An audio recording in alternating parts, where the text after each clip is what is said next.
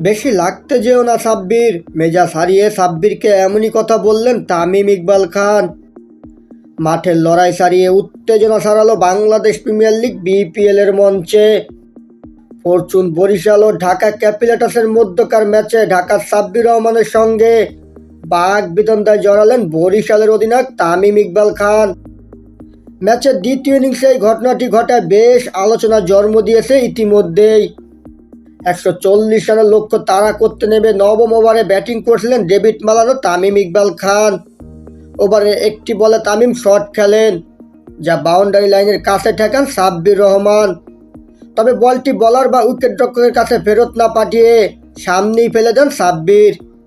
সাব্বিরের এমন আচরণকে ক্রিকেটীয় ভাষায় বলা হয় ফেক ফিল্ডিং, যা ব্যাটসম্যানকে বিভ্রান্ত করতে উদ্দেশ্যমূলকভাবে করে থাকেন খেলোয়াড়রা। এমন ঘটনায় কি যে ক্ষোভ প্রকাশ করেন তামিম ইকবাল খান। ভিডিও ফুটেজে তামিম সাব্বিরকে উদ্দেশ্য করে বলতে শোনা যায়, বেশি লাগতে যেও না সাব্বির, বেশি লাগতে যেও না।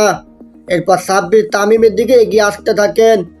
উত্তপ্ত পরিস্থিতি আরও বাড়ার আগেই ঢাকার অধিনায়ক তিশারা পেরেরাও ফিল্ড আম্পায়ার পরিস্থিতি সামাল দেন। তবে উত্তেজনার মধ্যেই ম্যাচে দারুণ জয় পায় ফরচুন বরিশাল। 48 বলে 61 রানের ইনিংস খেলে দলকে সহজ জয় এনে দেন অধিনায়ক তামিম ইকবাল খান। তার সঙ্গে ডেভিড মালান অপরাজিত থাকেন 49 রানে। বরিশাল 8 উইকেটের বড় ব্যবধানে জয় পায় 16 ওভারেই। কদিন আগে রংপুর রাইডার্সের অ্যালেক্স হেলসের সঙ্গে উত্তপ্ত বাক্য বিনিময়ের কারণে আলোচনায় ছিলেন তামিম ইকবাল খান। এবার সাব্বিরের সঙ্গে একই ঘটনা তার নামের সঙ্গে যোগ হলো আরও একটি বিতর্ক।